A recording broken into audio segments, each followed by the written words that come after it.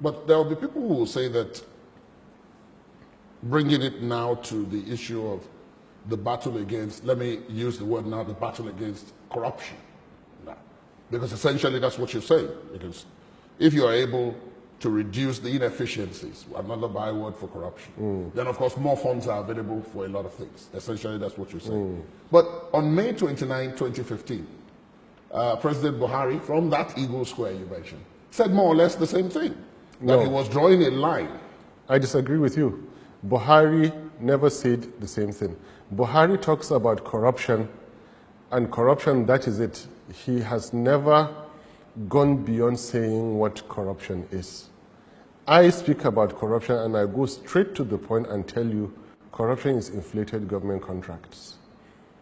And I can, forgive my language, academically tell you that I have never heard, for all the years that Buhari has been fighting corruption, anything for him to even indicate that he understands how corruption is perpetrated in Nigeria.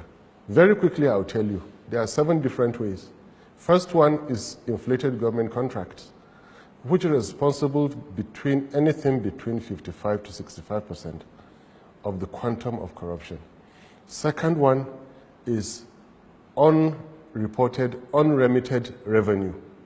The third one is extortion, from the 50 naira collected on the roads to the multi-million dollar deals that are done before anybody could see the president.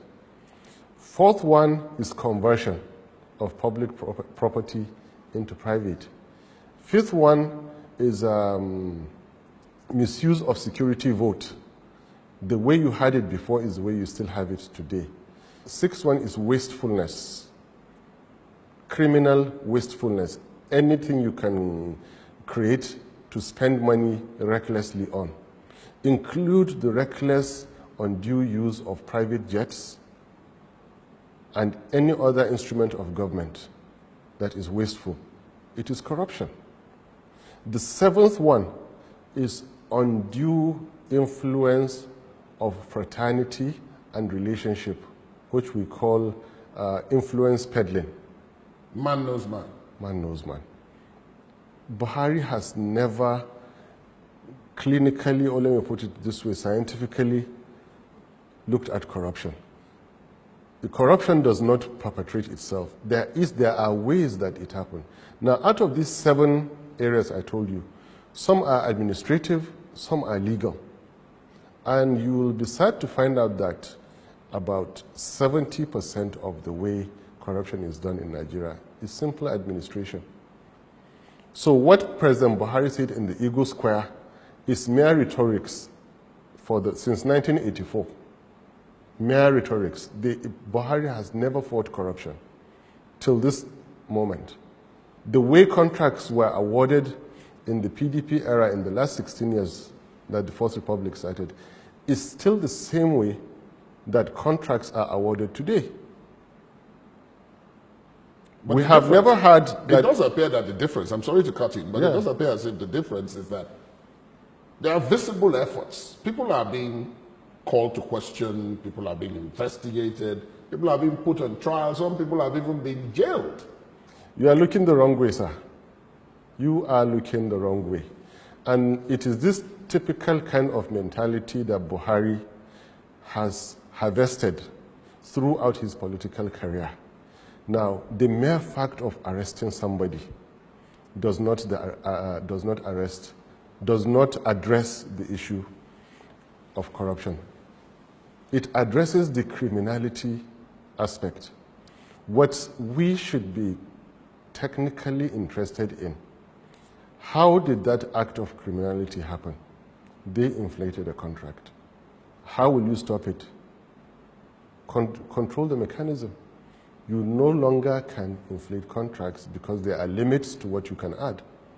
Logical limits, mathematical limits to what you can add. And by the way, PDP government, right from Obasanjo's time, had been apprehending and arresting and convicting people. Those who are jailed now, if you trace it, you will find out that Their cases began during the PDP governments. I don't see what Buhari is doing now really as fighting corruption. For the past 26 years, I have been interested in writing a book on the Naira. I have not been able to write the book, but I have been monitoring the movement of the Naira, the fluctuations, and major events that happen as the Naira slides. I regret to inform you that since May 2015, what I notice is that the moment Naira drops, a major arrest is made.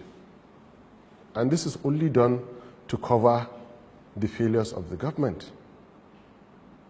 Each time the Naira drops, each time the Naira drops, a go major back. arrest is made. Yeah.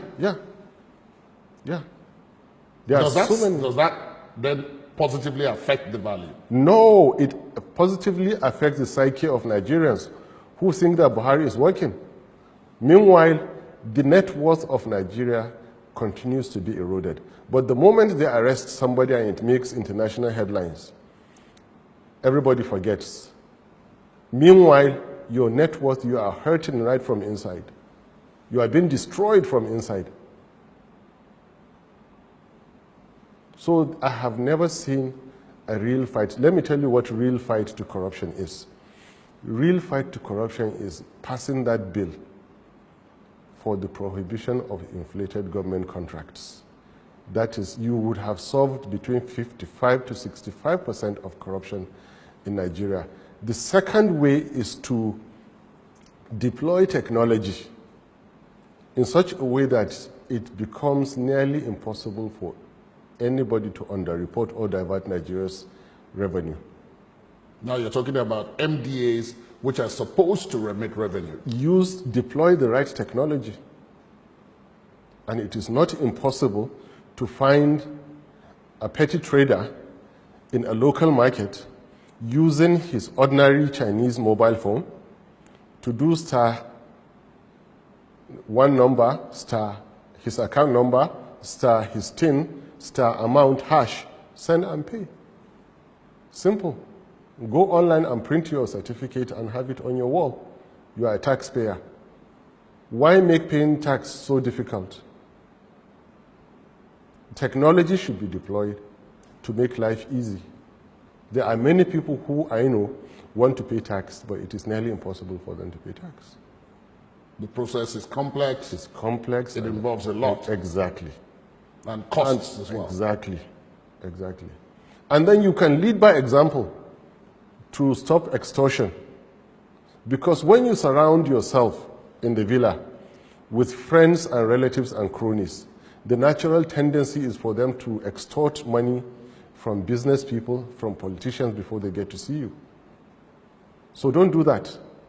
Surround yourself with technocrats and competent politicians who will manage the affairs of the country, not a nephew who was never elected to treat government files. That is how to fight corruption.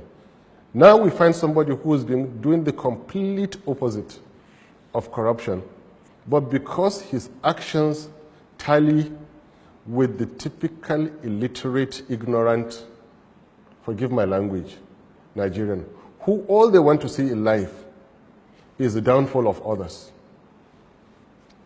So Buhari's actions tallied with that. They kept on blindly supporting Buhari that he's fighting corruption. In the meantime, there has never been a government in the history of Nigeria that has promoted corruption in the way Buhari's government has done. And I stand by what I say. Because the worst form of corruption is a fake war against corruption. And again, I remain by what I say.